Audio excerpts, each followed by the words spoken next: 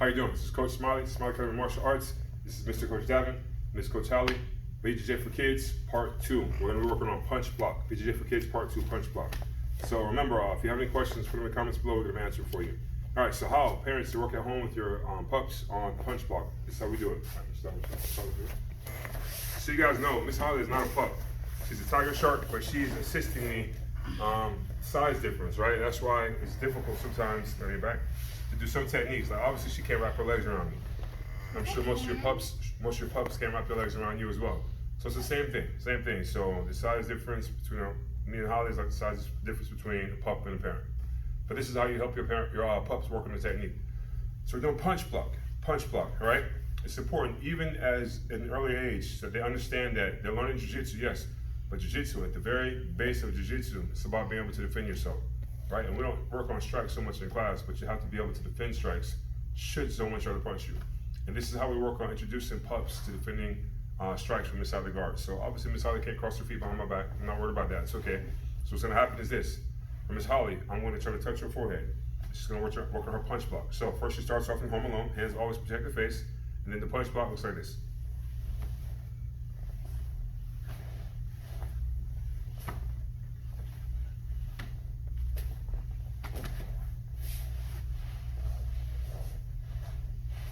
Good, all right. So what are we doing? First things first, whenever you're working on blocking punches, obviously don't punch your pup hard, all right? But she's working on blocking where my bicep is, where my bicep connects to my forearm. Right here, so when you get blood taken, right there, antecupa, right there where you get blood taken. That's where the hand goes to defend the punch. Not high up on the shoulder, I'm trying to wrap the wrist of the hand, you go right where the arm bends, right? All right, so I go to swing, Miss Holly blocks, and she stops my arm right there where it bends. Other side, she goes to block, right there where my arm bends. And then I go two hands, boom, all right? Very common mistake on this, you guys.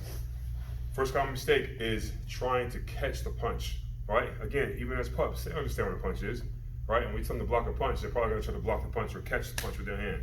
Very common mistake, don't try to catch punches with your hand at all, all right? The punch is coming to you. You're trying to stop the arm, all right? If you stop the arm, you stop the punch. So that's the idea. So she stops there. Stops when my arm bends, not necessarily stops the fist. She's not trying to catch my fist like this, because if you miss the fist, it's over. So I'm trying to block the arm. There, boom. The other side, block the arm, boom. And this side, both hands, boom. Like this, boom. All right, so with your pups, it's pretty much it. It's very, very easy to work with them so they can work the technique back, or not back and forth, but so they can work on the technique you do it with, all right? So now, tiger sharks, thank you, Miss Holly. Go, Mr. Dallas. So for tiger sharks, maybe they can wrap their legs around you, maybe they can't. Open legs real fast. Maybe they can't, but they're a little bit older and they understand a little bit better, so we'll have to work a little bit more detail with them. So it's the same thing, I'm blocking punches, but it's a little bit more detail with it. So, looks like this, you ready?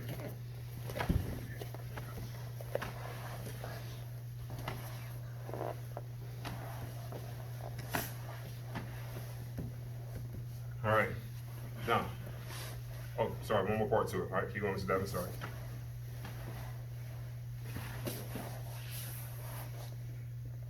Good. All right, let's look at this. What are we doing? First things first, just like with the pups. You're trying to stop the punch from hitting you in the face. You're trying to block punches. But different than the pups, one more detail that we add, one more step is that your head moves off center. I'm going to throw a punch at Mr. Davin with this hand. He can't keep his head where it is right now. He has to move his head. So when I throw the punch, not only does he block, he moves his head, boom, off center. He can't stay right there where I was aiming. Same thing on the opposite side. So in this hand, he has to move his head off center. I was aiming there, his head moves from there. All right? Then he controls my arm. Why? When I try to punch, instead of retracting my arm, I keep it there until he hits the other arm. He has both. Remember, far enough away so they can't reach, close enough so they can't hurt. I'm in the range right now where I could cause damage. I could hurt Mr. Davin. So he has to sort of either push me away so I can't, pull me in closer.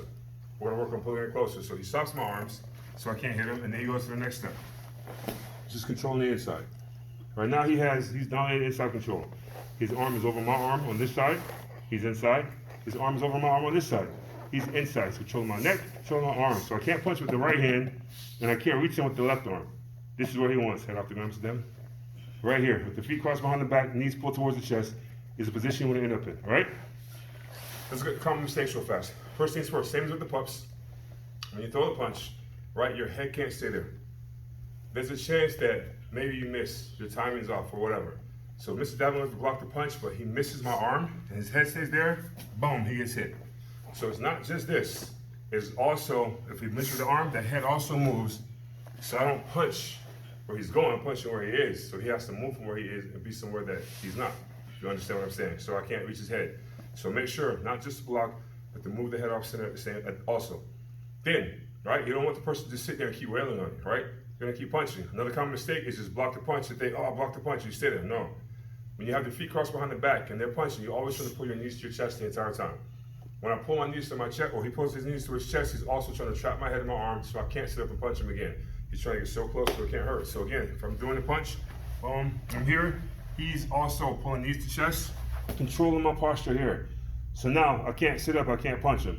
Key detail on this, when you pull the person's head, right here I might be able to bite Mr. Davin. Right there, right? So when he pulls, he makes my head turn like this. There we go. So that way it's hard to bite him now. All right, he keeps his head off the ground from right here. He can use his left arm if he was striking me also. He can punch me in the face with his left arm. I'm kind of sort of stuck right here. I can't defend my face. But don't leave the person's head like this. Very common mistake, leave the person's head here. They'll start biting. All right, so he grabs, he pulls in my head like this. There we go. So it's difficult to bite from right here. Now, listen, anything can happen in a self-defense situation, but you try to limit the possibilities, all right? So turn that head so it's hard for him or hard for me to bite him, all right? Again, let's look at these common mistakes real fast. So, parents, just remember, once they block the arms, they keep the hands on the biceps, they're good, right? Talking sharps and great whites is very important. I'm looking more detail for you guys. All right, first, I have to make sure I don't try to catch the fist. Don't catch the fist. I stop the arm where the bicep and the forearm connect. All right, so stop the arm,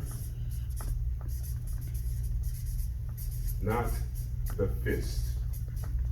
All right, don't try to catch the fist with your hand. It's very, very, very dangerous because if you miss, you're gonna get hit. All right, that's number one.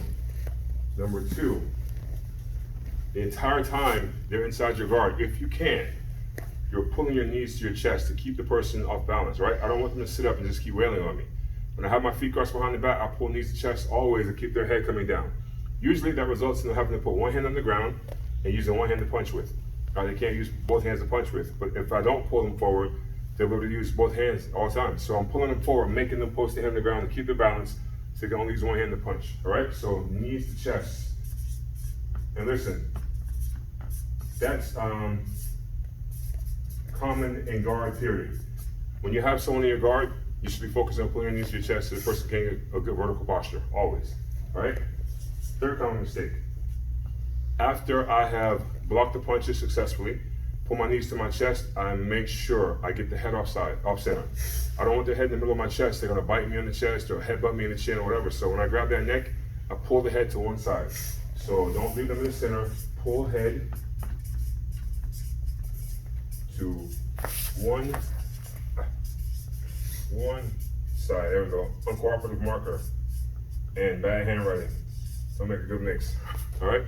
So make sure those details. Listen, you can add more details to it, but I just want to make sure you guys have the basics of basics when you do this. All right, to make sure you stay safe. So again, Miss Holly, come up real fast. So with the pups, she's doing home alone. I go to punch her, she blocks, boom, up, so not across. Oh, make sure, a good detail, don't reach across. It's the hand on the same side, all right? So again, I go to punch, boom, she blocks. I go to punch, boom, she blocks. I reach two hands, boom, she blocks. She keeps me away, all right? That's how I want you to work with your pups, all right? Tigers, okay, Mr. Down, come up. Tiger sharks and gray whites.